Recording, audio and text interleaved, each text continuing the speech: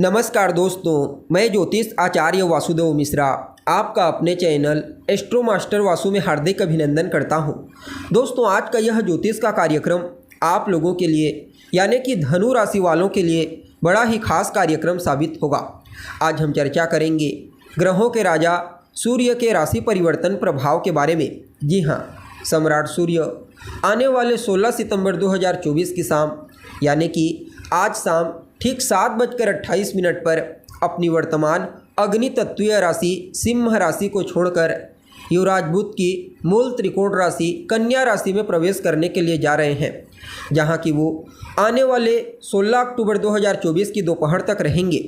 उसके पश्चात अपनी नीच राशि तुला राशि में प्रवेश कर जाएंगे। तो ऐसे में बड़े विस्तार के साथ जानने का प्रयास करेंगे, एक एक टॉपिक को समझने का प्रयास करेंगे कि किस प्रकार से सूर्य कन्या राशि में गोचर करते हुए आपको प्रभावित करेंगे।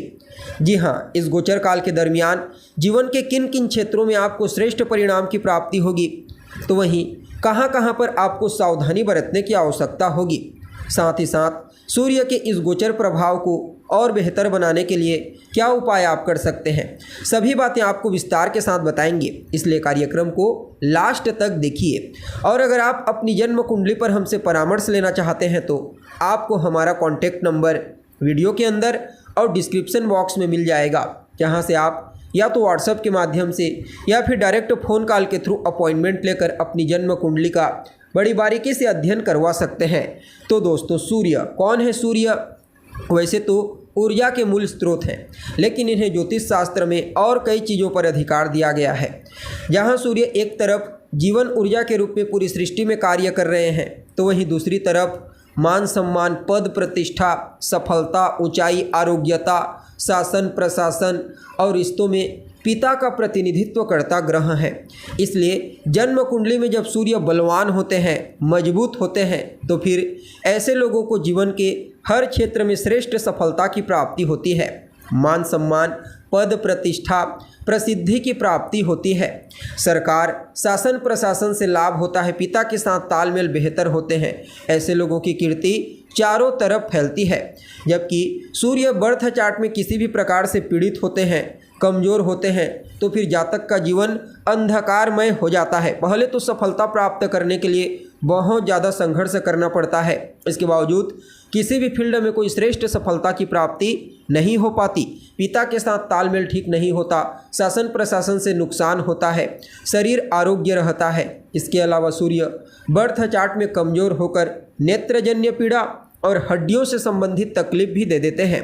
इसलिए इनका बलवान होना बेहद ही ज़्यादा जरूरी होता है। वैसे तो सूर्य हर 30 दिन में अपना परिवर्तन करते हैं, यानी कि हर महीने इनका परिवर्तन होता है, लेकिन इस बार का परिवर्तन बड़ा ही खास होने के लिए जा रहा है। देखिए, कन्या राशि में गोचर करने के लिए जा रहे हैं, जहाँ पर पहले से केतु बैठे हुए हैं, तो सूर्य और केतु की युति बनेगी। ऊपर से इन दोनों के ऊपर देवगुरु बृहस्पति की पंचम दृष्टि होगी। फलतः यह गोचर आपके लिए कुछ मामलों में बड़ा ही अद्भुत साबित होगा। अब देखिए, आप सभी धनु राशि के जातकों के लिए सूर्य का यह गोचर आपकी राशि से दशम भाव यानी कि आपके कर्म भाव में होने के लिए जा रहा है, जहां पर सूर्य दिग्बली होते हैं और ऊपर से नवम पति यानी कि भाग्य भाव के स्वामी बनकर के कर्म भाव से गोचर करेंगे, तो कहना ही नहीं।